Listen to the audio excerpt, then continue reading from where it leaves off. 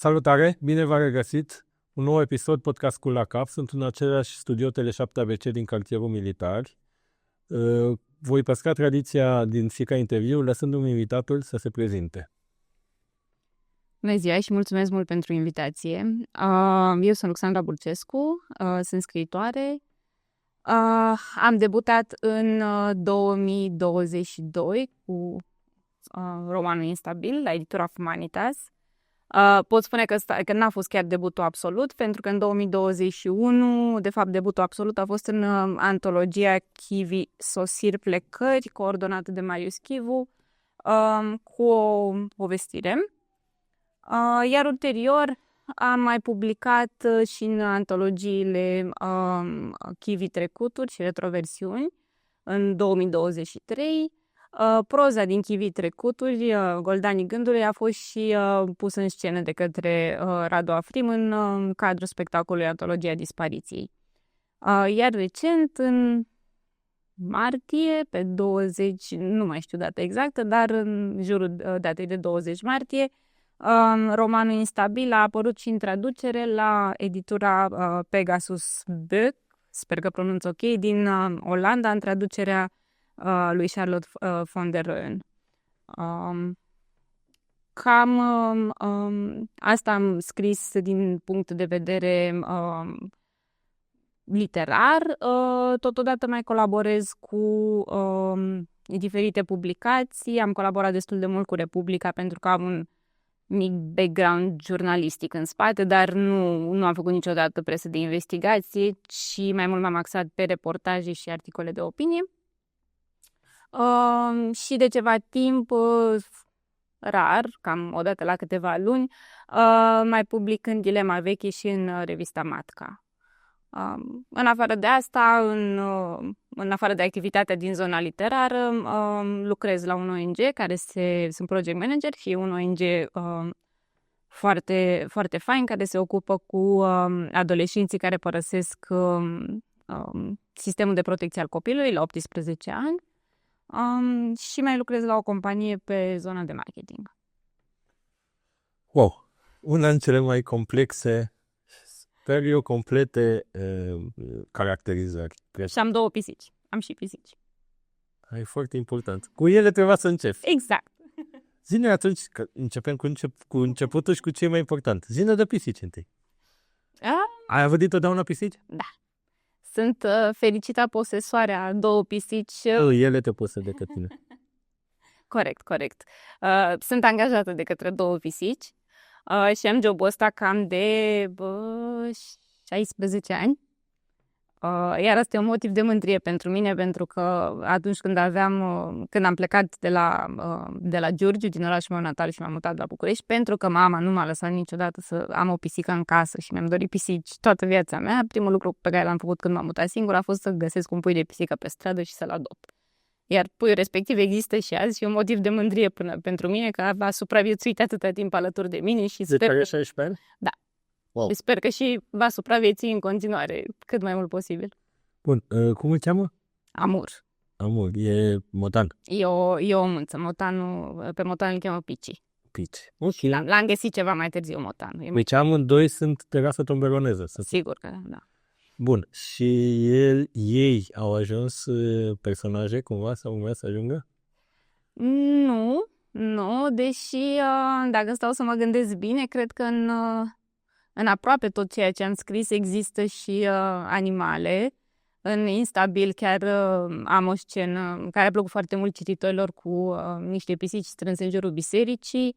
În proza scurtă din Chivi Sosiri Plecări e o scenă mai puțin plăcută cu niște câini care a dezgustat oamenii care au citit proza respectivă. Deci cumva am animale prezente, nu știu dacă în tot ce am scris, dar cred că în majoritatea lucrurilor pe care le scriu se regăsesc și animale. Când mi-ai trimis CV-ul, printre colaborările tale, scrie acolo și cu Liternet, dacă nu mă înșel, nu? Da. Și în Liternet scrii recenzii de carte, nu? Cred că scriam e cuvântul potrivit. A fost, cred că, prima mea colaborare, prima dată când am publicat ceva care a ieșit în lume, altfel decât, nu știu, pe caietele pe care scriam eu. Cred că terminasem facultatea recent sau eram încă în facultate, nu mai știu, și am început cu recenzii de filme, pentru că am început să mă duc foarte mult la diferite proiecții de filme, în special am descoperit cumva lumea cinematografelor independente. Și atunci am început să scriu foarte mult despre filme, dar n-am mai făcut asta de 7-8 ani. Recenzie de carte n-ai scris? Cred că am scris vreo câteva tot pe internet la început, dar nu, recent n-am mai scris vreo recenzie de carte. Pentru că eram curios cum a fost trecerea de la a recenza o carte la a scrie o carte. Da, nu am pretenția că am făcut vreodată recenzii de carte profesioniste, adică nu... cred că am mai scris despre niște cărți, dar tot așa, mai mult... Întotdeauna mi-a plăcut să folosesc cartea ca pe un pretext pentru a dezbate și pentru a sugera anumite teme de dezbatere și pentru a mă duce într-o zonă socială sau poate filozofică. Recenzie de carte tehnică nu cred că am făcut vreodată și nici nu mi-am propus. E un domeniu pe care îl respect foarte mult și cred că trebuie făcut de oamenii care chiar cu asta se ocupă. Tu crezi că ar trebui să fie o ocupație recenzor de carte? Da, cronicar, da. Și cred că asta lipsește foarte mult. Nu, dar cronicarul n-ar trebui să fie și scriitor? Ar trebui să fie doar cronicar de carte?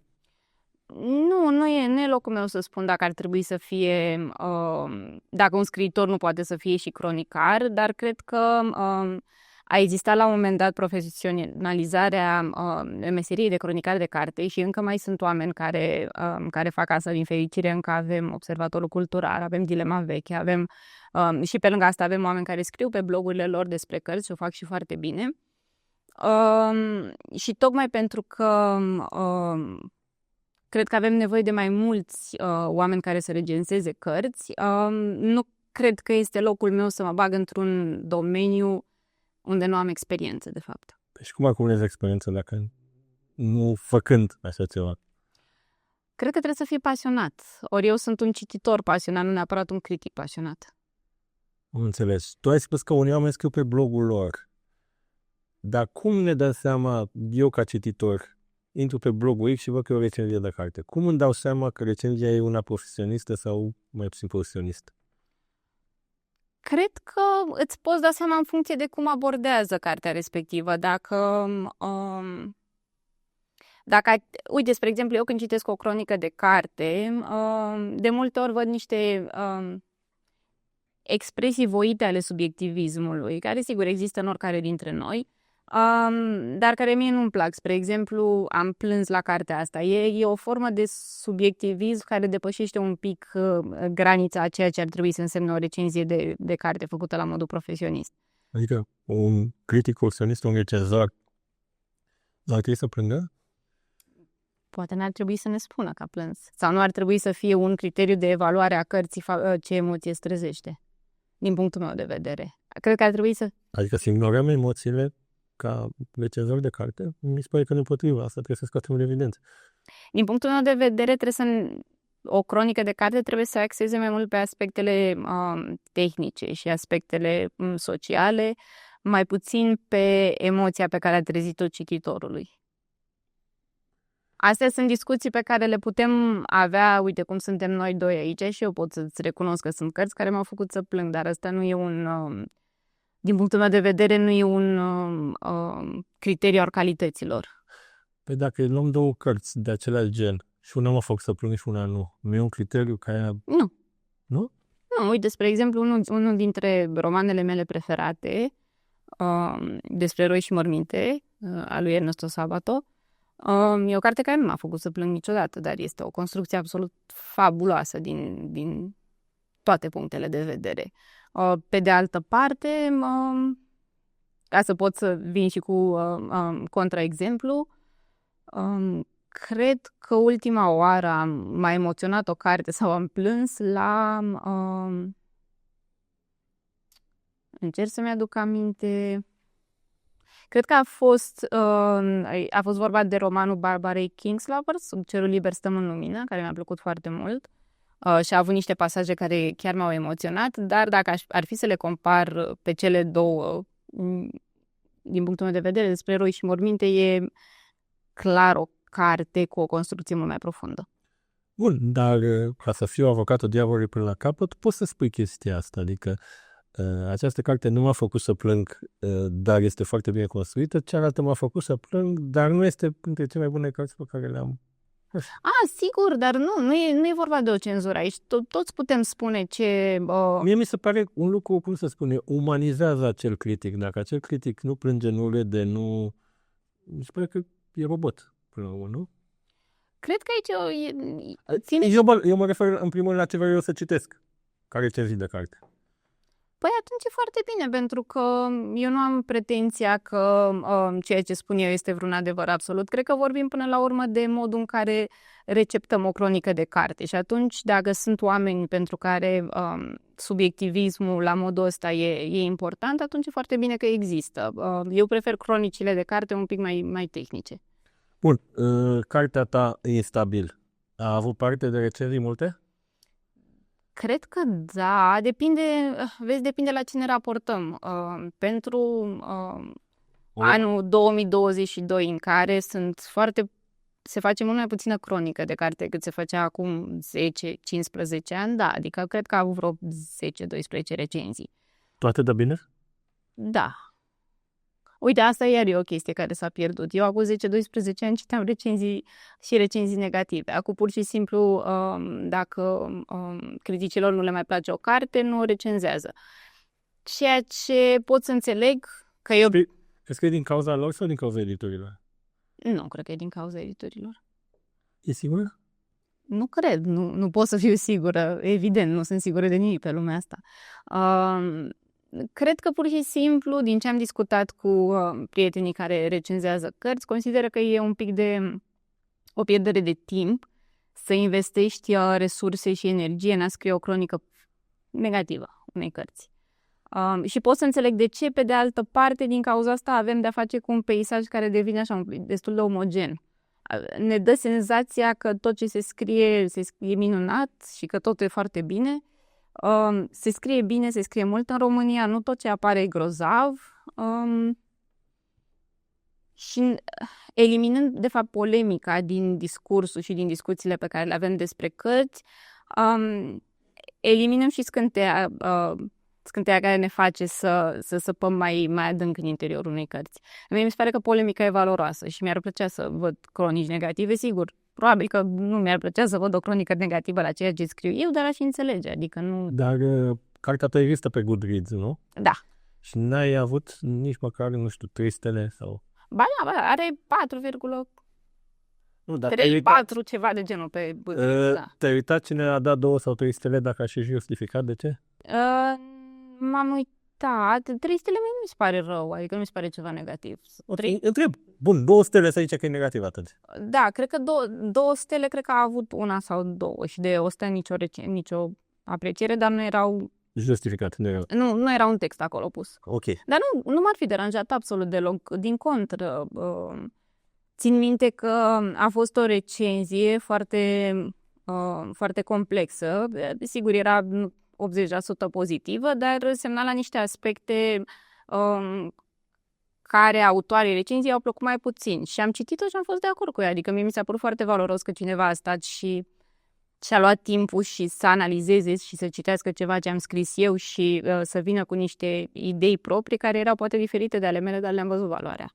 Adică nu m-ar deranja treaba asta absolut deloc. Eu cred că chestia asta cu recenzii ultra pozitive vine și a fost un val, ce obținea cu vreo 10-12 ani, să nu mai avem articole negative. Articole negative îți fac ție rău ca autor, ca blogger.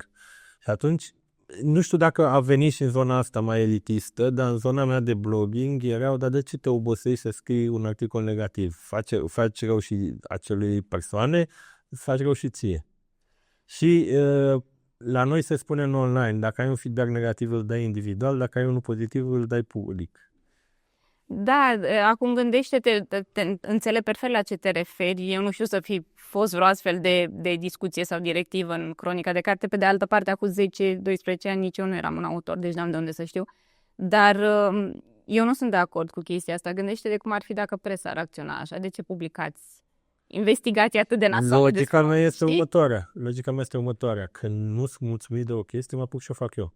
Așa că dacă tu nu ești mulțumit de că nu sunt cronici negative, ar trebui să-ți faci tu un blog de carte al tău, să scrii cronici negative la cărți care efectiv nu ți-au plăcut.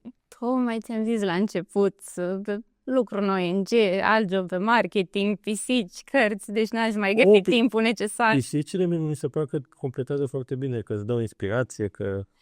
Știi că a fost un proiect anonim, nu știu cine l-a pornit, simpaticus de altfel, cred că anul ăsta sau, nu știu, să fie maxim un an de atunci, premiile Nulitzer se numeau. A apărut un site, nu știu cine a pornit site-ul ăla, era clar că era cineva din lumea literară și care cumva mergea fix pe ideea asta, să nominalizăm cărți pentru lucrurile greșite din cărțile respective. Și erau de la, nu știu, cel mai neverosimil personaj până la cea mai urâtă copertă, adică era și un pic de amuzament.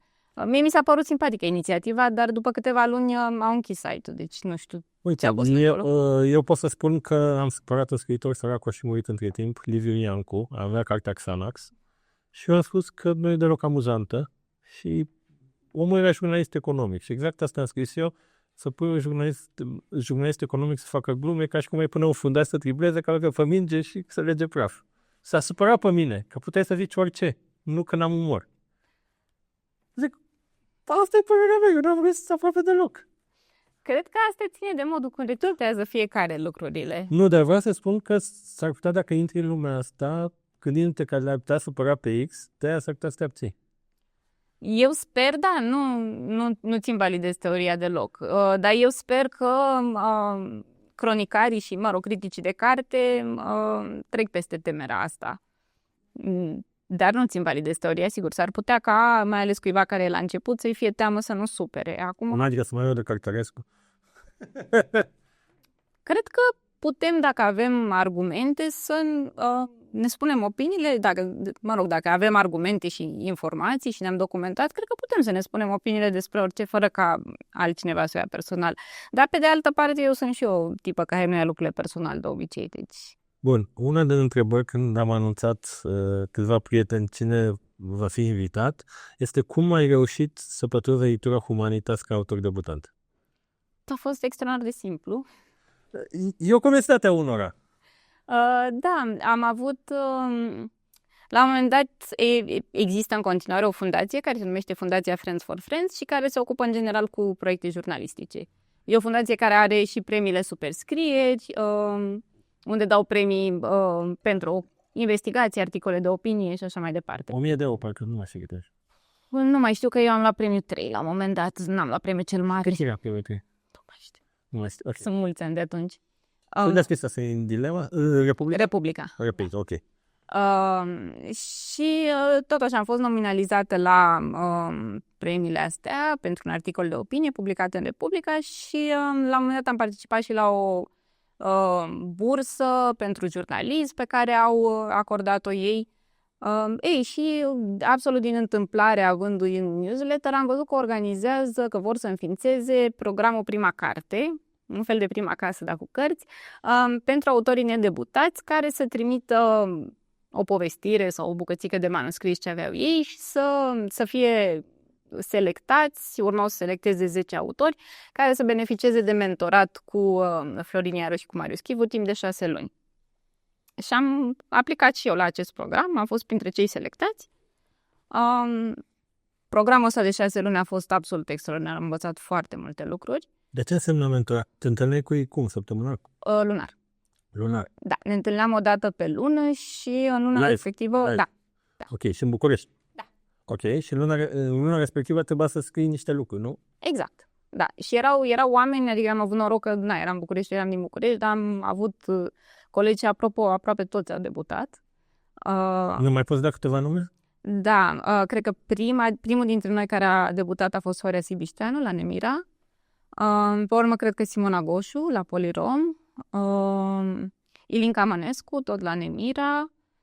Pe urmă, cred că am fost eu la Humanitas și cred că Gabriel Maxim, adică Gabriel Maxim sigur la Polirom, dar nu știu dacă... nu e ultimul debutat este Iulia Gerasim tot la Polirom, cred că anul trecut a debutat, a fost și nominalizată la... Bun, dar până să debutezi cu romanul ăsta, tu ai avut asta de proză scurtă, care de fapt erați toți voi, nu? Nu, deci cred că îmi dau seama că n-am spus timpul. Bursele s-au desfășurat în 2018. Romanul ăsta a apărut în 2022 și... Deci debutat, tu te referi la proza scurtă. Nu, mă refer la debutul de la Humanitas. Deci romanul Instabil a apărut în 2022, dar am început să-l scriu în 2018 în cadrul programului, prima carte. Bun, dar trimiteau ei la diverse edituri sau trimiteai tu? Nu. A fost programul, a durat 6 luni. Bineînțeles că niciunul din noi n-a terminat manuscrisul în 6 luni și după care am lucrat singuri. Iar la final, eu l-am terminat în 2020, mi-a luat 2 ani să-l termin. La final l-am trimis eu către editură, către Humanitas. Adică prima la care ai trimis te-a acceptat, nu? Da. Și mi-a venit răspunsul într-o săptămână. M-am și mirat că mă așteptam să dureze câteva luni. A venit foarte repede răspunsul. Dar de ce Humanitas? Răpâne întrebare. E editura ta preferată? Nu, cred că la momentul ăla știam, sau cel puțin la momentul ăla, în 2020, mă gândisem la 3 edituri unde aș fi vrut să public. Erau Humanitas, Polirom și Nemira. Și pur și simplu Humanitas a fost editura care a răspuns prima. Știu că e bad practice să trimiți la toate editurile, e foarte urât, da, știu, da. Aia a fost, da, eu am trimis la toate editurile, dar Humanitas a răspuns într-o săptămână. Bun, ți-am răspuns și ceilalți după? I-am anunțat, am încercat să fiu cu bun simț și am anunțat după ce am primit răspunsul de la Humanitas că am decis să merg cu o editură. Ok, editura Humanitas. Spune-ne pe scurt despre această carte, sper că se vede, despre ce este vorba în Instabil. Despre familie, simplu așa. Ca să nu lungesc foarte mult. Mă interesează, adică, de fapt și în fiecare proză pe care am scris-o și în romanul, cel de-al doilea pe care l-am terminat cu vreo lună, 2. Tot la Humanitas va apărea? Nu știu sigur, cred că da, nu știu sigur. Nu, ok. Bun. Da, e un roman în lucru încă. De obicei, când era în lucru, știai că va apărea mulți, știu deja la cine va apărea. Nu știu, nu e modul meu de lucru. Eu prefer să-l termin și apoi să-l trimit editorii. Da, în tot ceea ce scriu, de fapt, mă interesează legăturile de familie, legăturile din cadrul unei familii. În mod special, ce m-a interesat în Instabil este cumva legătura dintre copii care fac parte din aceeași familie, dintre frați. Mi se pare că e legătură care nu e suficient explorată încă, sau cel puțin poate n-am dat eu peste cărți, cu câteva excepții, bineînțeles, care să exploreze legătura asta suficient de mult. Și tot ce derivă din ea, de la competiție, la faptul că e o legătură între 2 oameni, dar care e influențată de fapt de relațiile pe care le are fiecare copil cu părinții, pentru că ele sunt diferite. Eu pot să am o relație cu părinții mei, fratele meu are o relație cu părinții mei, care sunt și părinții lui, dar relațiile astea pot să fie foarte diferite și asta creează o dinamică de relație între noi, care e cumva direct dependentă de relațiile pe care fiecare dintre noi le au cu părinții. Și am vrut să explorez treaba asta, am vrut să explorez recuperarea trecutului. E un roman care e construit pe un motiv fals detectiv. Nu e un roman detectiv, dar personajul principal este o tipă care încearcă să recupereze bucăți din trecutul ei și să le înțeleagă printr-o optică a prezentului. Bun, și cine e stabil în romanul ăsta? Tot e instabil în romanul ăsta. Titlul romanului vine de la... Am citit eu la un moment dat că dintre elementele chimice, franciu este un element care este atât de instabil încât el de fapt n-a fost niciodată văzut cu ochiul liber. E un element despre care cercetătorii și-au dat seama că există, dar nu au putut niciodată să-l stabilizeze suficient de mult ca să poată să-l observe. Adică e ceva care există, dar care nu poate fi de fapt observat cu ochiul liber. De aici vine titlul romanului. Bun. S-a vândut bine? Cred că da. Păi nu știu. Tu ai încasat o sumă îndajos de, nu știu, mulțumitoare, ca să zic așa? Din nou, depinde la ce grilă ne raportăm. Cred că s-au vândut cam într-o 1500 de exemplare. 1000 cam pe acolo, ceea ce cred că e rezonabil pentru un roman de debut.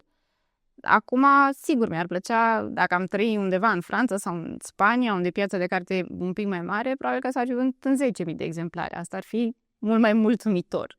Dar pentru cum e piața de carte de la noi și cred că oricum e în creștere, ceea ce e bine, cred că, da, eu sunt mulțumită de cum s-a făcut. E în creștere? Așa ți se pare? Da, așa mi se pare. Mi se pare că e o efervescență. Văd din ce în ce mai mulți oameni interesați de literatura română contemporană sau, nu știu, cel puțin eu așa resimt că există această creștere de când? Adică care e perioada? 2019, 2022? De când e creștere?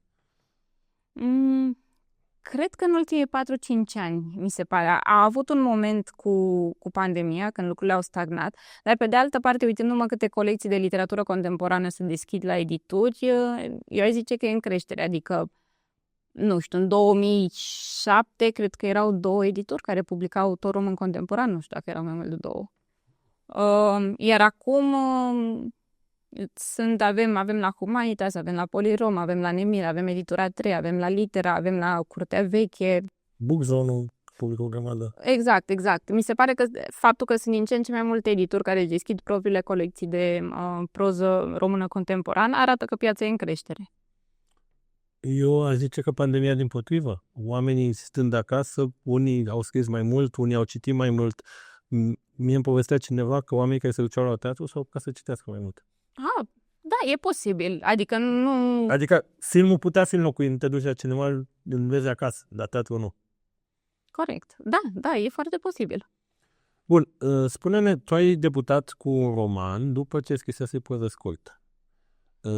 Consider că asta e drumul corect? Întâi scrii proză scurtă și abia apoi scrii... De fapt, am scris întâi un roman. Îți ziceam că l-am trimis în 2020 la editură și Humanitas mi-a răspuns extrem de repede, într-o săptămână, și a zis, gata, îl vrem, îl publicăm. Numai că asta era ianuarie 2020 și a apărut și pandemia.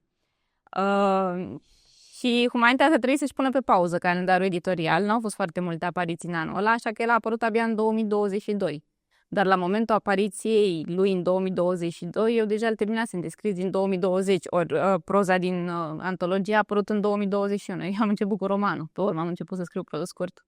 Bun, zi-ne atunci de asta de proză scurtă, nu știu în ce ordine au apărut ele. Asta e prima. Asta e prima. Chivi... Sosiri plecări. Antologie proză scurtă, Marius Chivu. Cu Marius Chivu ai făcut acel mentorat, nu? Da. Și cum a fost? Te-a ales scrie o povestire despre sau ai trimis tu? Am trimis eu o propunere. Cred că chiar în anul 2020 Marius a decis să facă aceste tabere de creație literară la Slătioara și există a anunțat că va face o selecție pentru aceste tabere dintre oamenii cu care a mai lucrat. Că eram noi cei din prima carte sau că erau oameni care au făcut cursurile cu el și cu Florin. Era un grup destul de mare de oameni și ne-a anunțat că va face o preselecție și fiecare și-a trimis o idee de povestire și a selectat niște oameni cu care să lucreze mai departe. Și același lucru l-a făcut în 2023, nu? Da. Bun. Și tu ai spus că una dintre prozele tale a fost montată alături de altele de către Radu Afrin. Care din ele, din asta? Da, Goldanii Gândului, din Antologia Trecuturi. Și câte povestiri de aici sunt în Antologia Trecuturi? Cred că e singura. E singura. Da, 2 secunde să mă uit să văd. Da, e singura de aici. Sigur, nu e Antologia Trecutului, mai este o proză a Ștefaniei Mihalache, publicat în volumul ei de la Humanitas, Gene dominante, foarte faină proza. Mai este o proză a Anca Ivieru, publicată în volumul ei de la Polirom, îmi scapă numele volumului acum. Felide la mâie, cred. Nu-mi scapă numele, n-aș vrea să spun tâmpenii. Mai este o proză a Lavinica Imitu, publicată tot din volumul ei de la Polirom. Și cred că mai sunt proze de Lorena Băltașu, dacă nu spun vreo prostie, adică oricum în ceea ce privește Chivi e singura... Bun, și Radu a luat din toate astea, nu? Da. Întrebarea era dacă soluția pentru promovarea literaturii nu cumva ar fi vorbitul cu niște regizori să le pună în scenă mai des. Sigur că da, adică mi se pare foarte... Și e și o inițiativă în sensul ăsta dezvoltată de Matca, dacă nu mă înșel, inițiativa Book to Screen. Tu scrie se referă La film, știu. film. Da, oricum ar fi un mijloc de popularizare extraordinar. Că e film, că e teatru. Pasta e vedea ecranizată sau pusă în scenă? E stabilă? Hei, îți dai seama, un autor își vede tot timpul scrierile ecranizate sau puse în scenă. Important e dacă o vede un regizor, nu dacă o văd eu.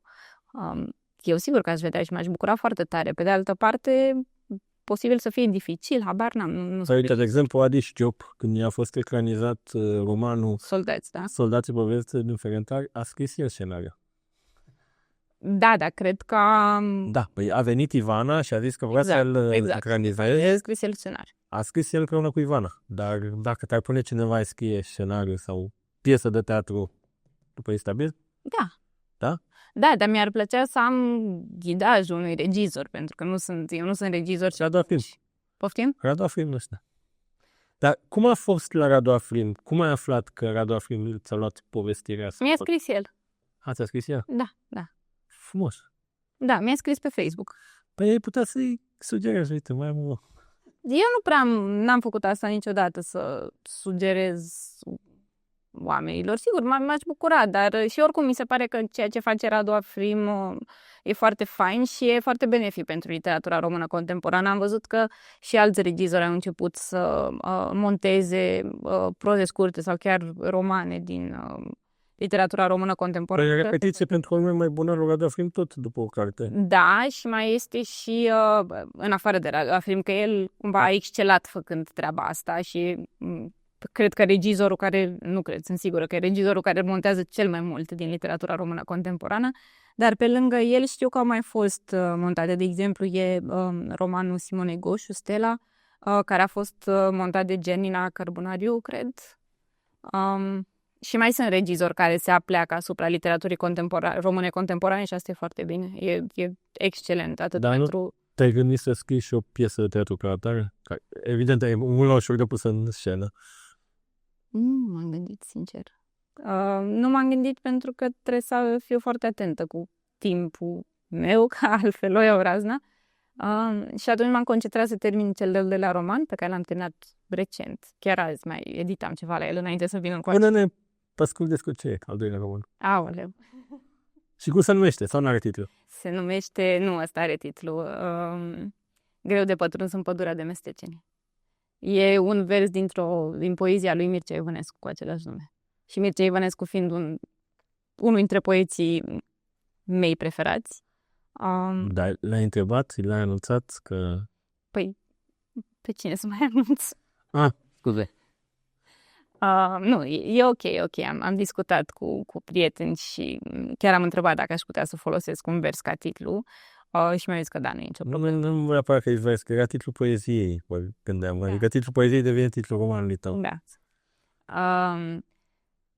Sunt foarte mândră de acest titlu. Cred că și romanul a ieșit bine. Ce nu-mi place, în schimb, e că eu m-am apucat să scriu romanul ăsta dinainte să apară Instabil. Deci, practic, în 2021. Suntem în 2025, deci de 4 ani lucrez la romanul ăsta, care e un pic mai stufos decât Instabil.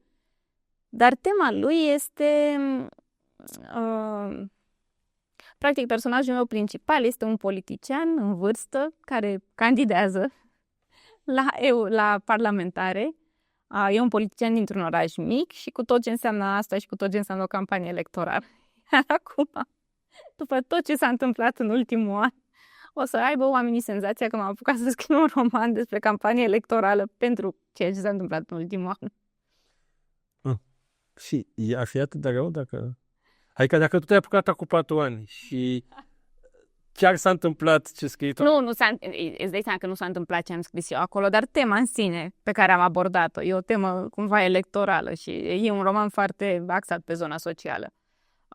Nu e rău, dar mi se pare amuzantă coincidența și am senzația că oricum după ultimul an în care România întreagă e în campanie electorală de un an de zile, toți avem nevoie să nu ne mai gândim la politică. Și fix acum termin eu un roman care e foarte politic. Mie mi se pare că dimpotrivă, că ar trebui să ne gândim nu numai în campanie electorală, ci și în general la politică. Corect, dar până și eu simt un moment de respiro și eu sunt foarte activă în ceea ce privește critica în mod special în zona politică. Și având în vedere tema, eu cred că măcar producătorii de film, dacă nu și regizorii de teatru, vor fi interesați să-l...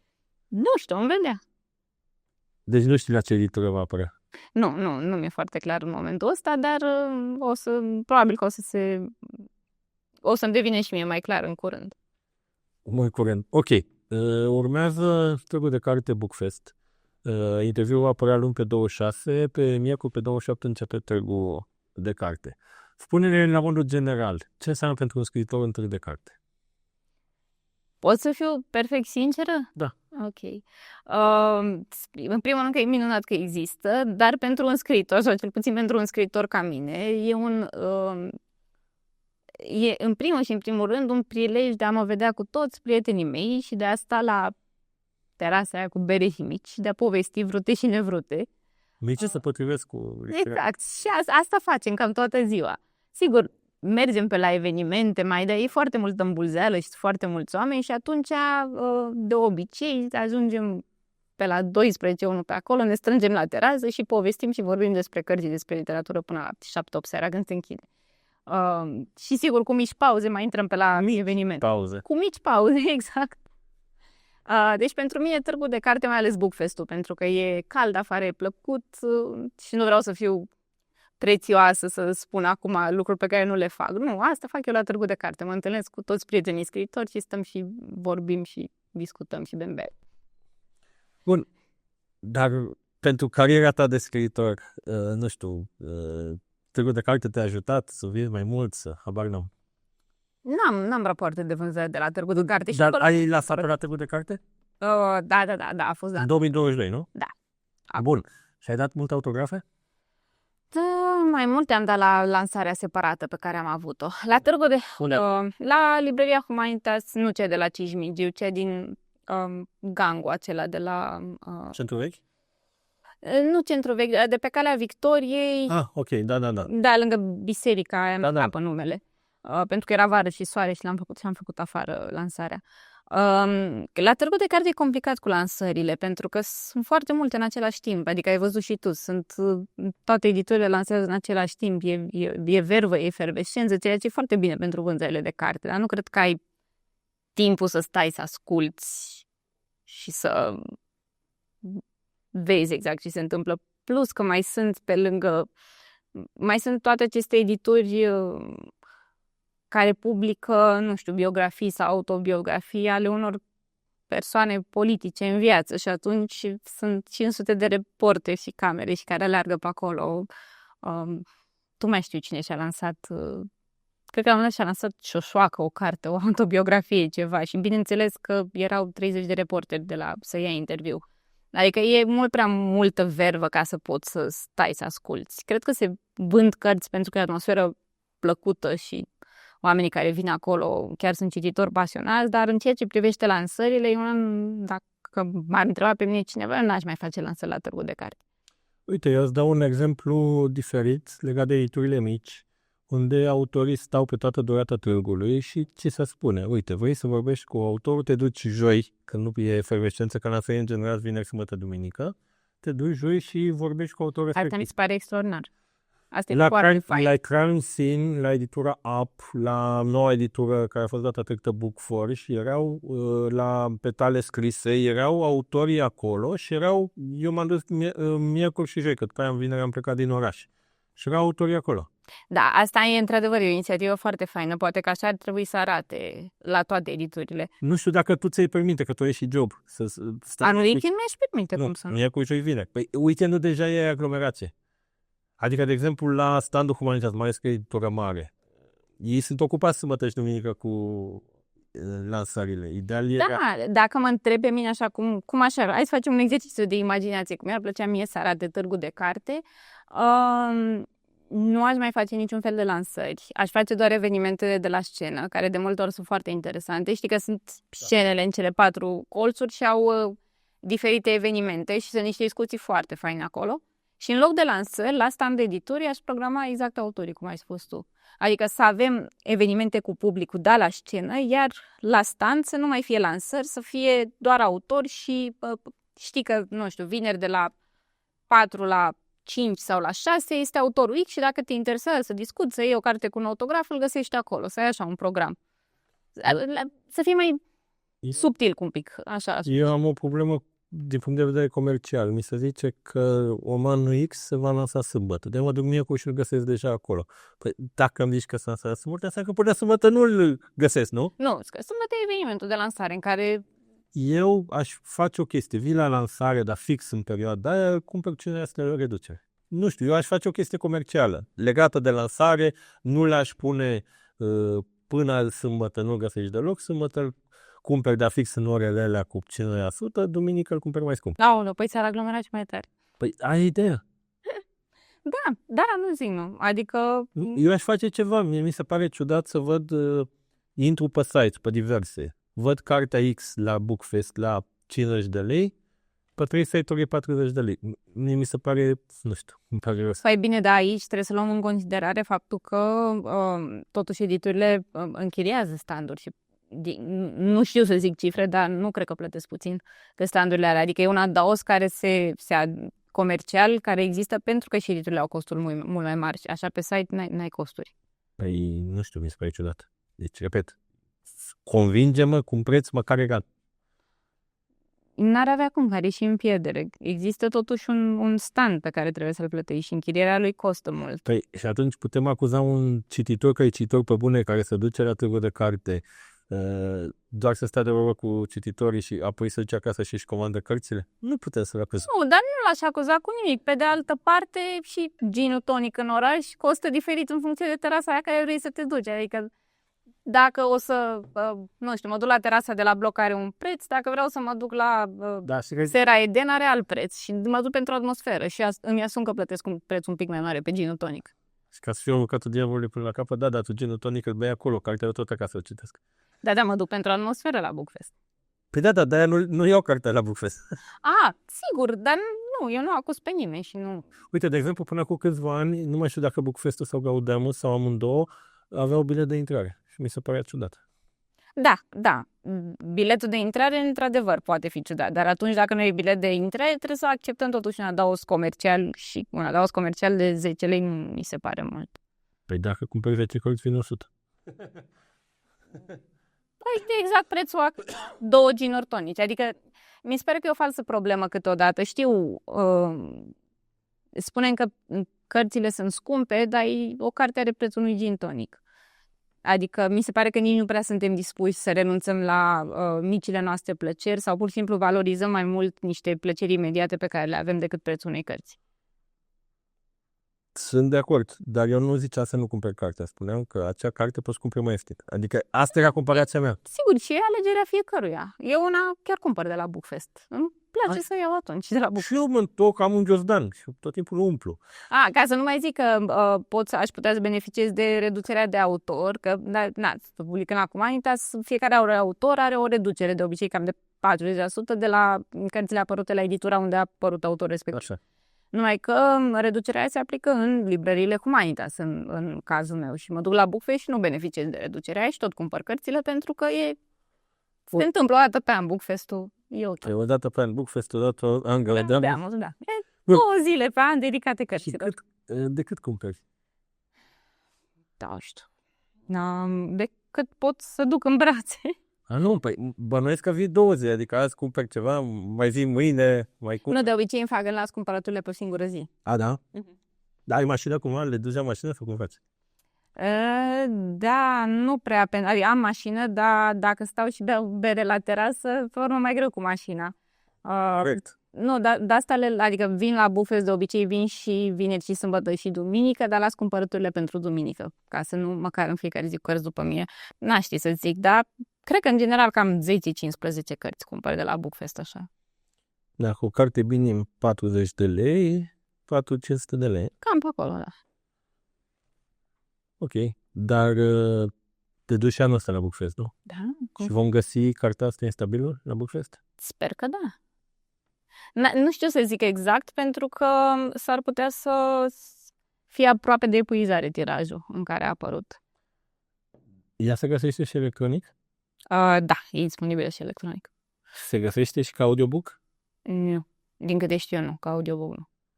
eram curios, pentru că am mai cunoscut, am avut inclusiv aici o actriță pe Iulia Neacșu, care colaborează ea cu Voxa și eram curios dacă există, știu că Humanitas o avea destule audiobook-uri, Radu Paraschivescu și de exemplu, cărțile proprii. Da, știu. Din câte știu, nu, cel puțin în ceea ce privește romanul meu, încă nu există o colaborare cu Voxa. Nu, cu Voxa nu, dar avea și Humanitas-ul, nu mă știu, cred că are un asta propriu.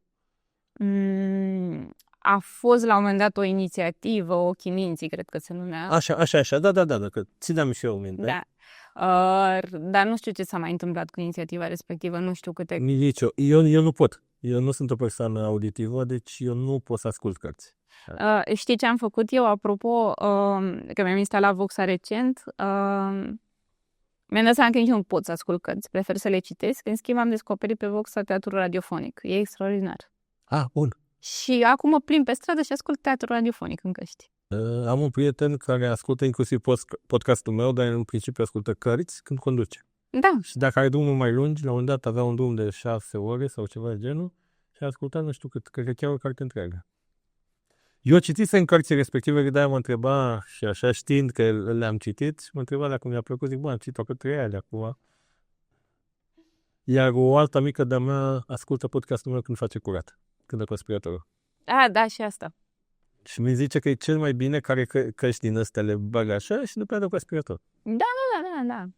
Da, păi și eu la fel, podcasturi și teatru radiofonic ascult când merg pe stradă, când fac curat în casă, când gătesc.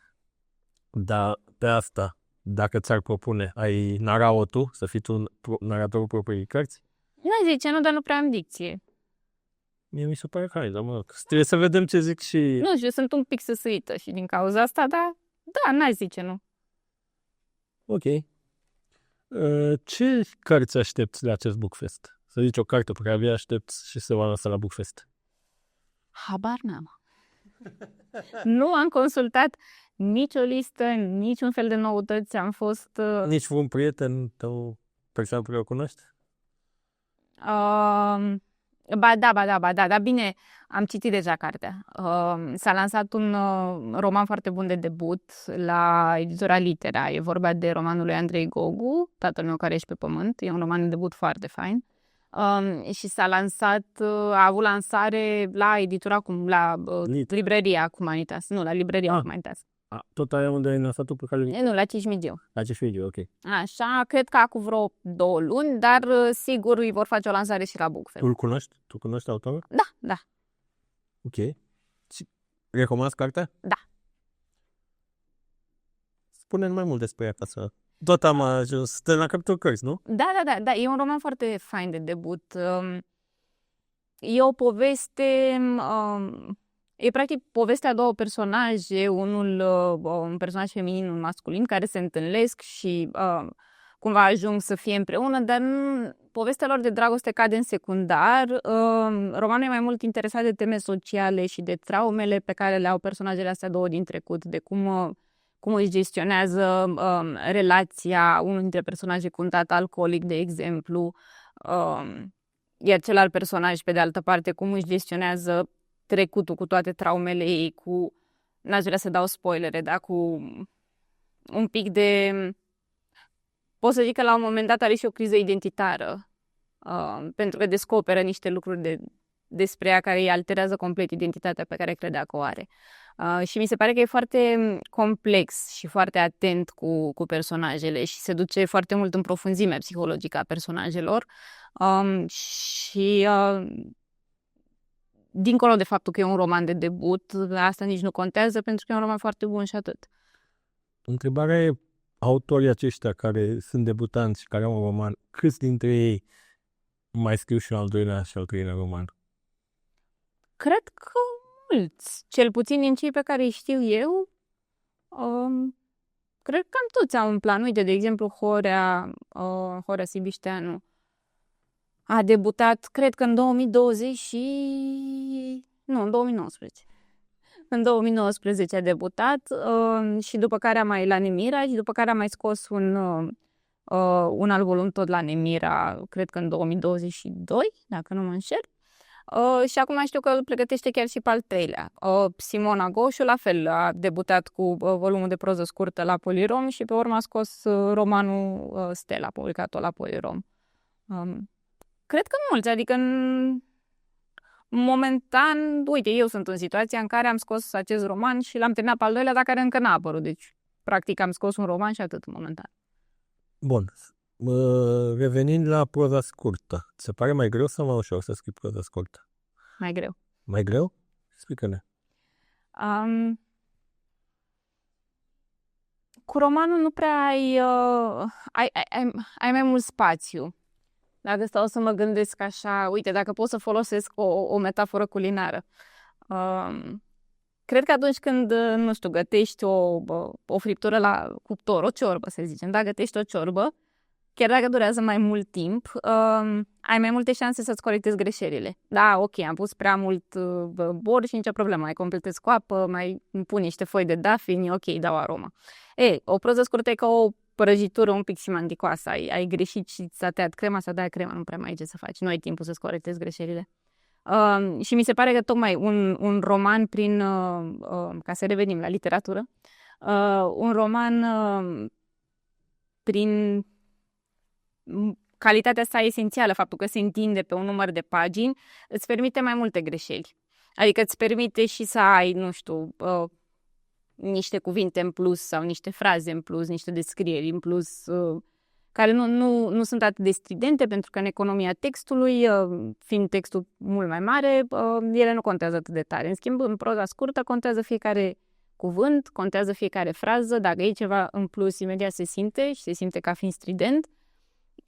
Și pe de altă parte, tu în proza scurtă trebuie să găsești o metodă să spui tot ceea ce e de spus despre personaje fără să transformi proza respectivă într-un roman. Într-un roman e simplu, poți să dedici pagini întregi trecutului personajelor ca să cititorul să înțeleagă care le sunt reacțiile. Într-o proză scurtă, tu știi trecutul personajelor tale, dar n-ai spațiu să-l pui pe hârtie și atunci din câteva gesturi și din câteva lovituri bine ochite, trebuie să lași cititorul să înțeleagă esențialul. De asta mi se pare mai greu să scrii proză scurtă.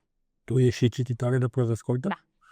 Și care ar fi autorii care se descurcă foarte bine pe proză scurtă?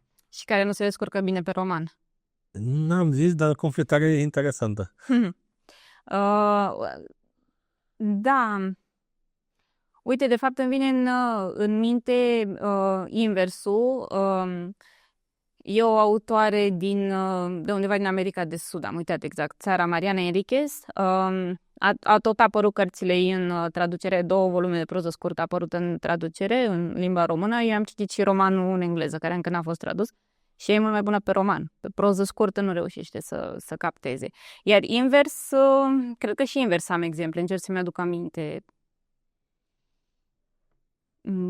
Bine, sincer îmi vine acum în minte doar autor de proză scurtă, cum e Alice Munro, care mi-e place foarte tare, dar eu nu știu să fi publicat vreun roman. Ok. Da, o să mă mai gândesc la întrebarea ta și revin dacă îmi vine în minte un autor care este mai bun pe proză scurtă decât pe roman și cu siguranță sunt. În filme se spune că faci scurtmetraje până faci lungmetrajul. Și foarte puțini regizori revin să mai facă scurtmetraje. În literatură nu e chiar așa, nu? Adică ai scris roman, poți să mai scrii și proza scurtă ulterior. Da, și eu nu cred că proza scurtă e un pas intermediar către roman. Adică nu e așa un fel de, nu știu, milestone pe care îl atingi, ok, scriu proză scurtă și apoi trec la roman. Cred că sunt 2 lucruri foarte diferite. Proza scurtă, romanul, și cred că ambele sunt la fel de valoroase și pur și simplu e autorul care decide ce să... Din nou, am exemplul lui Alice Munro, adică nu a scris niciodată un roman și e una dintre cele mai valoroase autoare. Eu, ca cititor, sunt un pic frustrat. Mă atașez de personaj și după 5 pagini gata, s-a dus. E un... Da, cred că depinde. E un... Mi-e plac, de exemplu, nici măcar romanele, mi-e plac seriile alea cu 12 romane, 13 romane. Cam eu personajul ăla care îmi place. Uite că mi-a venit, tot discutând, mi-a venit în minte autorul la care mă refeream, Chimamanda. Nu o să zic tot numele, că sigur nu-l pronunț cum trebuie, dar zic Chimamanda, înțelege toată lumea la ce mă refer. Chimamanda scrie și roman și proză scurtă. dar volumul ei de proză scurtă, ce simți în jurul gâtului, mi s-a părut mult, mult, mult mai bun decât romanul Americana, de exemplu. Tu te uiți, tu ai spus că ai citit un roman în limba engleză. Bănuiesc că știi engleza foarte bine. Da, mai citești în limba engleză.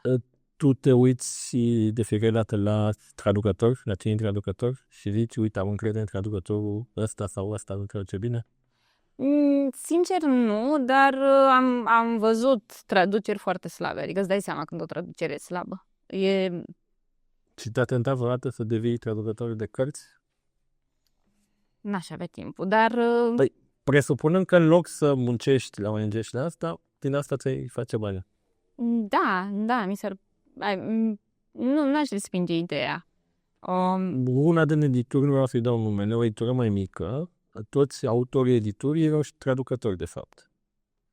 Ok. Și când aveau stand la Bookfest la Gaudeamus, găseai autorii care spuneau, uite, asta e și asta sunt cărțile mele și pe asta le-am tradus.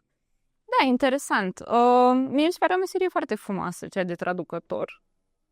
Dar, pe de altă parte, singura limbă cu care m-aș descurca într-o traducere e engleza. Și atunci, cred că sunt suficienți traducători din engleză în română.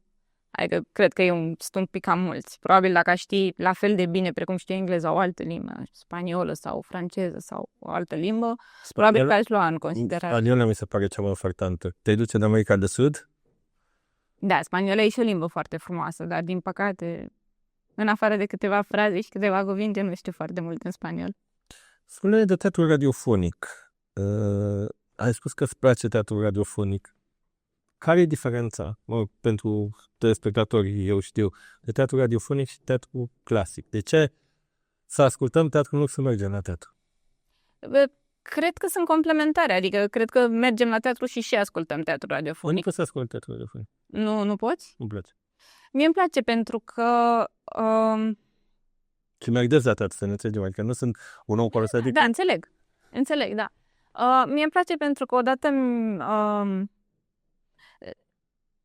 îmi exersează foarte tare atenția, pentru că nu mai am suportul vizual, să văd când se trântește ușa, când personajul se strâmbă sau plânge sau își dă palme în cap și atunci, neavând suportul vizual, trebuie să fiu foarte atentă și asta mă face să mă concentrez mai mult la piesă. Adică orice sunet din teatru radiofonic nu e întâmplător, e acolo pentru că trebuie să fie și acționează ca un suport auditiv pentru ca, de fapt, eu să desfășor piesa vizuală în mintea mea. Și atunci necesită și un nivel de concentrare mai mare. Adică, sigur, normal că și la teatru, te duci la teatru să te concentrezi, nu ca să dormi acolo, dar mi se pare că necesită un efort de concentrare chiar și mai mare decât atunci când ai suportul vizual. Trebuie să fii, și mai ales trebuie să-ți dai seama când vorbește fiecare personaj. Și care e personajul care vorbește, că nu-ți spune de fiecare dată numele acelui personaj. Atunci mi se pare că intri cumva mai profund în interiorul piesei, pentru că te concentrezi mai mult. Sau cel puțin așa e pentru mine. Bun, îmi dau seama, adică și ascultam, când eram mai mic și așa, aveam casete, dar pentru mine partea vizuală este extrem de importantă. Adică primul lucru sunt spectacole, cum am intrat în sală de teatru, nu cu cortina trasă și eu văd decorul. Și primul lucru mă uit la decorul ăla și încerc să-mi imaginez ce vrea să spună, ce vrea să fac. Apoi, când intră un personaj în scenă, primul lucru, până să scoate el o vorbă, văd cum e îmbrăcat, cum arată. Ce mi inspiră personajul ăsta? Ce cred că e? Partea vizuală pentru mine e foarte importantă la teatru. După care nu, la teatru radiofonic. Și pentru mine e importantă, de asta n-am zis în loc de, dar asta nu înseamnă că nu. Uite, vezi, poate aici e poate o diferență. Pe mine nu mă deranjează când nu am partea vizuală. Găsesc cumva plăcerea în a asculta piesa din alte surse decât din sursă vizuală, dar sigur că și eu prefer să văd o piesă de teatru. Uite, de câțiva ani, chiar și emisiunile radio au și parte vizuală, sunt înregistrate și vizual. Și zic, eu nu aș putea să ascult radio. Ok, n-am carnet, n-am mașină, deci mulți ascultă mașină, zic ca idee. Și când vreau să ascult emisiune de radio, fac mobil la ea. Vreau să văd omul care vorbește. Uite, cred că aici ai punctat foarte bine, pentru că, de fapt, ascultăm podcasturi sau teatru radiofonic sau audiobooks atunci când facem acțiuni mecanice care nu necesită atenția noastră. Pentru că altfel să stau pe o canapea în liniște și să ascult teatru radiofonic și eu simt nevoia unui suport vizual. Pe de altă parte, nu pot să mă uit la un film în timp ce fac curat prin casă, că trebuie să mă uit cum șterg praful. Sau în timp ce gătesc, că trebuie să am grijă să nu-mi tai degetele când toc morcovii. Pare că ai 10 degete. Da, am reușit să toc morcov fără să tai degetele. Încă ai 10 degete, așa. Bun, dar la teatru mergi des? Destul de des. Cred că cam de 2 ori pe lună, așa. Ne recomanzi 3 spectacole de teatru care ți-au plăcut ție în ultima vreme? Nu te poți să zici de la proaste, că ai zis că nu... De la bune. Da, ce am văzut în ultima vreme și mi-a plăcut mult. Am văzut o piesă, bine, asta mi-a rămas în minte pentru că e foarte bine jucată, n-am văzut-o neapărat foarte recent. E o piesă de teatru montată după 12 Angry Men. Nimeni nu e de vină sau nu știu, ceva de genul, cred că se numea. Și unde la ce teatru? La Bulandra am văzut-o. Da. La Bulandra de la Grădina Icoanei. Ok, Bulandra Icoanei, bun. Da, e o piesă care mi-a plăcut foarte mult. Așa, sigur, antologia Dispariției, dacă toți suntem aici, doar că... Bine, Raju Aptip are piese foarte bune. Uite, ca să nu zic neapărat de antologia Dispariției, ca să nu pară că sunt subiectivă pentru că e proza mea în ea, Ierbar. E o piesă de-a lui care e făcut după... La Iași. Antologia Dispariție la Iași. Ierbar, nu știu dacă tot la Iași a fost montată, eu am văzut-o la București. Cred că a venit într-un FNT. Era anul trecut la Festivalul la Timișoara și nu m-am mai dus. A fost o chestie dubioasă cu Festivalul la Timișoara, dura, nu știu, 8 zile. Apoi era pauză și mai aveau 2 zile Ierbarul lui Afrim și nu mai știu ce spectacol. Și eu nu m-am dus separat între astea două. Și aveam o colegă care îmi spunea, da, este un spectacol nemaipomenit. Zic, o fi. E foarte fain spectacolul, foarte fain. Și ce mi se pare special la el e că e un spectacol de teatru făcut după un volum de poezie. Nu proză, nu, cel al Simonei Popescu, deci da, e foarte fain. Și a treia a fost o piesă pe care am văzut-o la Teatru Mic, dacă nu mă înșel. O comedie neagră, și-mi scapă numele, deci eu cu numele nu sunt. E o comedie neagră, locotenentul din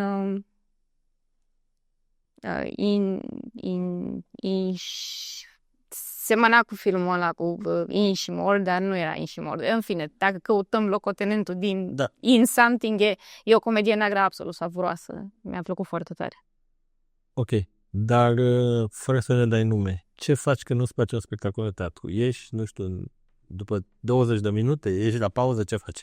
Chiar am fost la un spectacol de teatru recent, care nu mi-a plăcut absolut deloc. N-am ieșit, pentru că dacă eram singură, aș fi plecat la pauză. Nu aș fi deranjat oamenii în timpul spectacolului, dar la pauză aș fi plecat. Nu am plecat pentru că eram cu familia mea și atunci urma după aia să mergem să mâncăm ceva în oraș. Păi și mergeați mai repede. Păi nu puteam să iau, că poate lor le plăcea. Nu. Dar le-a plăcut? Ai vorbit cu ei după? Da, am vorbit cu ei după. Niciunul n-a fost entuziasmat. Pe de altă parte, niciunul n-a fost atât de nervos cum am fost eu. Pentru ce m-a deranjat foarte tare la piesa respectivă e că în mod obiectiv erau niște lucruri acolo în neregulă cu piesa, dar pot să înțeleg de ce unii oameni ar fi văzut ceva valoare în piesa respectivă, ce nu pot să înțeleg. În schimb, a fost ipocrizia când la final toată lumea s-a ridicat în picioare să aplaude. Am fost singur om din sală care a rămas pe scaun. Înțeleg să aplauzi de politețe, că sunt niște oameni acolo care au făcut un efort. E un actor, sunt niște regizori, s-a întâmplat acolo un efort, dar așa apare impostura, pentru că de fapt ne ridicăm și aplaudăm pentru că era un regizor cunoscut și lumea își imaginează că dacă e un regizor cunoscut, absolut tot ce face regizorul respectiv trebuie să fie foarte bun și atunci ne ridicăm și aplaudăm dintr-un soi de snobism, nu pentru că ne-a plăcut cu adevărat. Nu ne spui cine. Nu. O să spui după. Vă că nu zic. Așa, da, poate. Nu sunt critic de teatru, pur și simplu nu mi-a plăcut și m-a deranjat de fapt ipocrizia când am văzut că toată lumea s-a ridicat în picioare și cel puțin pe oamenii cu care eram, i-am întrebat, zic, dar vouă v-a plăcut? Păi nu, dacă se ridica lumea în picioare. Păi da, hai să stăm jos, să aplaudăm politicos efortul și data viitoare. Dar tu refuzi să crezi că oamenilor lor le-a plăcut? Nu refuz să cred că le-a plăcut, dar zic că oamenii cu care eram, i-am întrebat chiar de curiozitate. Vă a plăcut de v-ați ridicat în picioare? Nu, dar dacă s-a ridicat toată lumea. Asta m-a cam m-a enervat atunci pe moment. La cinematograf te duci des? Mai puțin ca la teatru. Preferi să le vezi acasă, să înțeleg. Da, le cam văd acasă la cinema. Ne recomanzi 3 filme? Hai să fie filme românești. Filme românești. Netflix e plin, mai nou și HBO Max, deci ai de unde. Da. Stai să mă gândesc în ordinea în care l-am văzut. Anul nou care n-a fost. Evident. Cred că jumătate din invitații mei la podcast, după ce a apărut filmul ăsta, mi l-au recomandat. Evident. Un singur invitat mi l-a criticat, efectiv frumos. Nu, mi-a plăcut. Știu un film românesc care nu i-a apărut recent, i-a apărut mai de mult, cred că vreo 4-5 ani, dar nu se mai vorbește despre el și mi-a plăcut foarte tare. E filmul Câini, care mi se pare un thriller autentic românesc și am văzut niște elemente de horror și de thriller acolo pe care nu le-am mai văzut în filmele românești. Unul dintre cele mai bune filme. Și cinematografia, adică mi s-a părut că s-a dus în niște zone foarte, foarte interesante. Eu l-am văzut prima oară la TIFF, dacă nu mă înșel, în aer liber. Da, are o cinematografie foarte specială și e foarte diferit față de ce s-a făcut și mi-a plăcut foarte tare. Și așa... Stai să mai mi-aduc aminte ce am mai văzut recent. Îmi vin în minte... Îmi scapă numele filmului, cel cu Iulian Postelnicu și nu anul nou care n-a fost, când era el polițist. Păi a fost în polițist, oameni de treabă. Oameni de treabă, așa. Da, dar mai fost în altele polițiste. Deci cumva e rolul lui, ca să zic așa. Da, oameni de treabă, iarăși e un film care mi-a plăcut. Ți-a plăcut. Bun. Și cu un pic de Tarantino, așa, pe final, interesant concept. când ești acasă și nu-ți face filmul, îl întrerup și repede, nu? Adică, nu știu, 10-20 de minute sau cum? De fapt, depinde, nu, cu toată mă uit așa. Dar la cărți, când ai dat o carte proastă, o abandonezi repede sau o duci până la final? O cam duc până la final. Foarte rar abandonez o carte, da. Nu vine, îmi stă pe creier, ca și cum am ceva ce trebuia să fac și n-am terminat. Cred că sunt 2 sau maxim 3 cărți pe care le-am început și le-am abandonat. Am câteva întrebări din public și una din ele este foarte importantă. Cum ar trebui, ca un scriitor tânăr, a scos un roman, cum ar trebui să-și aleagă editura? La tine a fost cumva un noroc că participase la acel, cum se zice, mentorat, sau cum ar trebui să-i zic, dar altfel un autor total necunoscut. Ce ar trebui să fac? Pentru că au fost niște scandaluri cu niște edituri mai mici, cu plecări ale unor autori. Cred că cel mai important este să... Bun, îți faci o listă, vezi care sunt colecțiile, pentru că tu scrii și vrei să și fii citit. Și atunci poate dai o raită prin librării să vezi cum e distribuția fiecare edituri, pe unde sunt. Iar apoi îți faci o listă vezi de fapt cât interes acordă fiecare editură propriei colecții. Păi bun, tu vezi că editura Humanitas are, dar nu te primești Humanitas, nu te primești Nemira. Te duci tu la una mai mică, nu? Păi, da, dar... Ok, dacă nu reușești să publici la o editură... Acum, nu știu la ce editură mică te referi. Dacă e editură mică care se ocupă, că sunt edituri mici care se ocupă foarte frumos de colecții și de cărți, mie asta mi se pare principalul criteriu. Dacă editura se ocupă de cărțile pe care le are și are o distribuție ok, e excelent. Acum, sigur, mai sunt și edituri mici, al căror unic scop este doar să publice niște autori pentru că primesc bănuiesc o taxă de publicare și primesc niște bani și atunci așa funcționează editurile respective. Eu n-aș recomanda genul ăsta de editură. Adică și o editură mică poate fi extraordinar de bună dacă timp se ocupă. Și eu aș urmări editurile să văd cum se ocupă. Fac lansări, nu fac lansări. Dacă ți s-ar fi cerut o sumă de bani pentru publicare, ai fi acceptat să o dai? Nu? Nu. Ok. Nu, pentru că nu e vorba de bani aici. E vorba de, eu vreau ca tu, editură, să faci tot posibilul ca să-ți recuperezi investiția în mine, ori dacă eu plătesc din start investiția în mine și practic tu nu mai investești în mine, atunci ce motive ai mai avea să încerci să-ți recuperezi investiția aia, că tu ți-ai recuperat-o din start? Interesant. A doua întrebare era dacă se poate trăi exclusiv din scris în România. Eu nu trăiesc din scris. Eu de-aia te-am și întrebat legat de traducere, adică să faci niște chestii cumva complementare, dar tot scris. Ok, dacă de exemplu un scriitor care face și traduceri, cred că da, cunosc oameni. Adică, nu știu, îți face traducere, mai scrie un editorial pe la un site sau alt? Da, ok, da. Care tot scris înseamnă, nu? Ok, da. În sensul ăsta, da, se poate trăi. Dacă prin trăi din scris ne referim doar la, nu știu, am publicat eu volumul ăsta și acum aștept să-mi intre banii și din asta artez, nu. Nu? Probabil că sunt autori în România care trăiesc din scris, dar sunt autori care sunt cunoscuți, sunt autori mai mari și care au și traducere, ori asta e absolut esențial. Pentru că dacă ești tradus în 5-6 limbi, automat și piața de desfacere e mult mai mare. Nu mai ai această piață în care, nu știu, ai, să zicem, 3-4, maxim 5.000 de cititori de literatură română contemporană și practic tu poți să vinzi 4-5.000 de volume, să zic. Ai piața din Spania, ai piața din Franța, ai piața din Olanda și automat tu mai adaugi niște mii de cititori. Și dacă ajungi să vinzi, nu știu, cât niște 20, 30, 40 de mii de volume pe an versus 1500, sigur că poți treci din scris. Dacă editura, și completez întrebarea asta, că cine mi-a pus-o e cunoscător, dacă editura Humanitas ți-ar fi impus sau te-ar fi rugat să îi dai la Roman Instabil și o versiune în limba engleză tradusă de tine, ai fi dat-o? În țările nordice, autorii sunt puși să aibă o traducere oficială în limba engleză și când e lansat un roman, Nordic Noir cu precădere, există și o versiune oficială în limba engleză. Și majoritatea editorilor la noi când traduc din engleză, nu din suedeză. Sau daneză sau... Ok, interesant. Nu știu, tradusă de mine în niciun caz. Nu mi-aș traduce propriul roman, nu. Teoretic, tu ar trebui să știi că la traducerea e problema. Tu nu știi ce au să spună autorul. Dar pe de altă parte, nefiind un traducător cu experiență și care face asta de ceva timp, nici nu am vocabularul în limba respectivă pe care l-ar avea un. Adică, cred că aș aduce un deserviciu cărții mele dacă aș încerca să o traduc eu. Am înțeles.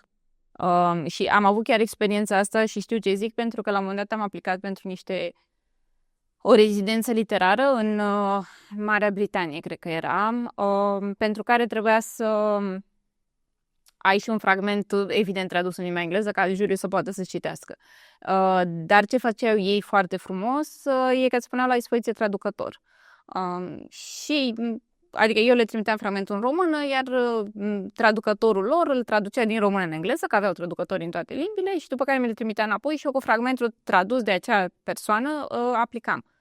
Și am primit traducerea și mă uitam la ea și chiar îmi dădeam seama că inițial m-am gândit să-mi fac eu traducerea și până uitându-mă la ce a scris, cum a tradus femeia respectivă, mi-am dat seama că mi-a fost mult mai slabă, n-aveam vocabularul ei. Bun, dar rezidența era în limba engleză, nu? Rezidența nu e nicio limbă, că practic rezidența ce înseamnă? E ca bursele cărturești la care am fost. Ai o lună de zile în care cineva îți oferă cazare și masă și niște bani de buzunar și tu să scrii singur în camera ta. Ok. Și în propria limbă, rezidență. Și una a fost rezidență? Nu, am aplicat la ea, n-am fost selectată. Era o rezidență în Marea Britanie, dar foarte bun. O căsuță de-aia izolată? Exact. Asta era într-un castelaș. Wow. Da. Erau toți scritori acolo, nu? Dar tu erai în camera ta și fiecare era... Bănesc că da, nu știu, la Cărturești, de exemplu, așa a fost la rezidența de la Cărturești pe care am făcut-o în 2022. Unde? Unde a fost aia?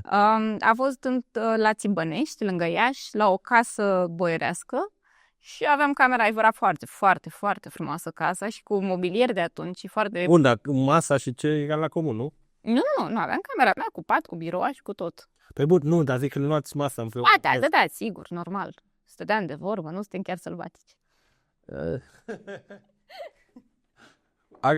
Unii ar zice că nu e chiar așa, nu?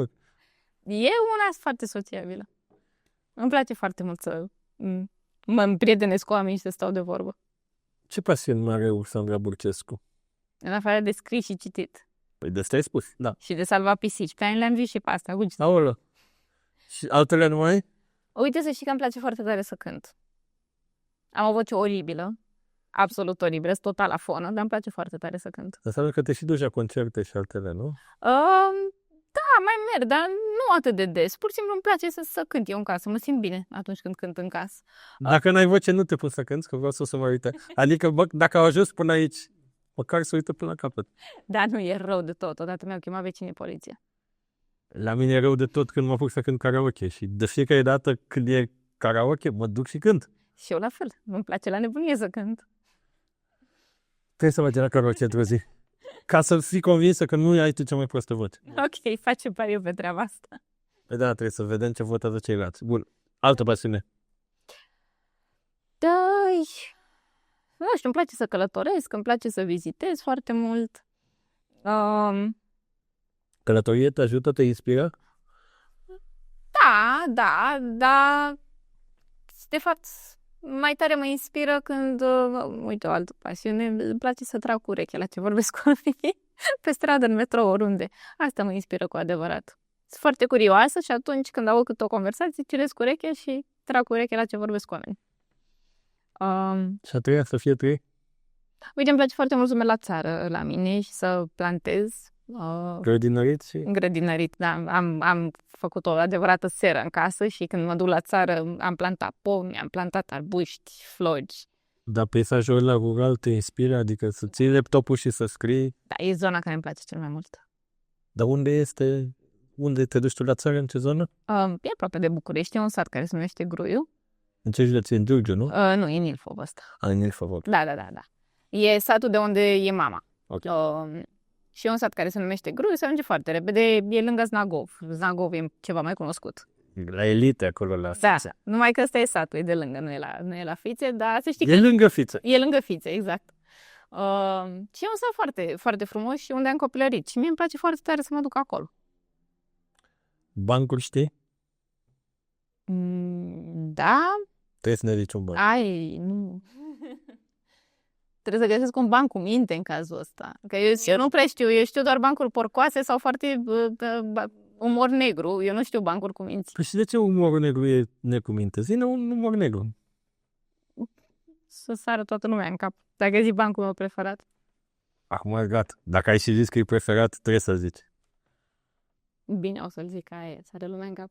O să-l tai și o să pun pe Facebook exact? Nu, atunci nu mai zic. Mai bine tăceam, bun, zic. Nu, acum dacă mi-ai zis așa, o să mă gândesc la un banc mai cum. Nu, mică nu-l pun pe Facebook, că rămâne doar în interviul complet. Spune. Ok, bine, o să zic bancul meu preferat, aia e. Un psihopat tăra o fetiță mică noaptea prin pădure și cum mergea el acolo și se auzea o bufniță dintr-un copac, era întuneric, nu se vedea nimic, de nici măcar razele runii nu pătrundeau și la un moment dat cea mică plângea, mi-e frică. Iar la un moment dat psihopatul se oprește, se întoarce la ea și îi zice, da mie că mă întorc singur. Atunci trebuie să zic și eu în completarea lui. Bancul cu cel mai bun călău din lume. Așa. Este un banc mai elitist, mai profund. Umor la fel de negru. Unul urmează să fie executat și le spune dorința, ce dorință ai, vreau să fie executat de cel mai bun călău din lume. Dar ne costă, dom'le, a zis că este o dorință și zice așa, trebuie să merge cel mai bun călău din lume. Eu accept faptul că urmează să fie executat, dar doar de el vreau să fie executat. Bine, dom'le, trebuie cel mai bun călău din lume. Vine călăul ăsta, zice, pune capul pe eșafod. Și pe ăsta pune capul pe eșafod și așteaptă. Hai, dom'le, ce faci, nu-ți faci treaba? Eu mi-am făcut treaba, tu scutură din cap și ai să vezi. Wow! Da. Este foarte... Da. E mai bun decât altul. Este. Iar bancul tău, eu știam, nu cu psihopatul, ci cu preotul și cu toți aia, cu tot alaiul. Da. Există și o variantă cu un preot și cu alai? Da, e cu preotul, cu călăul și cu tot alaiul care se duceau să le execute pe unul. Și ăsta zice, domn părinte, uite, ultimul meu drum, uite, e viscul, e nu știu ce. Nu te mai plânge, fiule, că noi trebuie să ne și întoarcem. Asta e varianta un pic mai soft, să zicem. Deci îmi place mai mult RFC. Da, dacă știam varianta mai soft, o ziceam pe aia mai soft. Acum o să zică lumea în cap, o să-mi sară lumea în cap că îmi plac bancurile urte. Profesoară ți-ai dori să fii? Nu.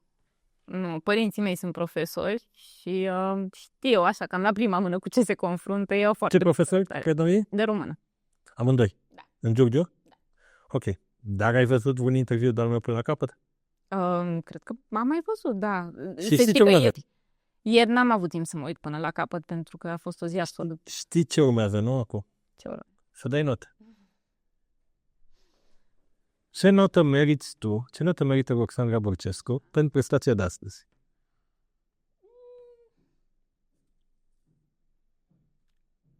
Opt? De ce? Hai zice un 8-50 așa. Că cred că m-am relaxat mai mult din a doua parte. La început eram un pic mai încordată. Deci, în prima parte ai zice un 7 din cauza încordării, în partea a doua un 9 și asta cam înseamnă, cred, cam un 8 dacă e matematica mea corectă. Dar să nu mă bată domnul președinte. Sunt curios, părinții tăi ce notă vor da, amândoi profesori de limba română. Da. Acum urmează să-mi dai o notă mie pentru prestația de astăzi. Ei, uite, ți-ți dau o notă mai mare, ți-ți dau 9. Nu privesc 10. 10 pentru Dumnezeu. Exact. Și podcastul la modul general ce notă merită? Mi se pare podcastul o inițiativă foarte faină și îmi place că e relaxat așa și unește aduce oameni din foarte multe domenii și îmi plac discuțiile astea. Deci, uite, pentru podcast e un 9,50. Nu pot să dau 10. Da, câte episoade și ce episoade ne poți spune ce ai văzut până acum? Știu să-ți mai zic. M-am uitat mai de mult. Când mi-ai scris tu ieri, eu știam de existența podcastului, dar m-am uitat mai de mult. Ieri n-am avut timp să mă uit. Ok. Ce întrebare îi mai pune tu Roxandrei Borcescu dacă ai fi în locul meu? Acum trebuie să spui o întrebare și, evident, să răspund la ea. Să-mi pun o întrebare și să răspund la ea.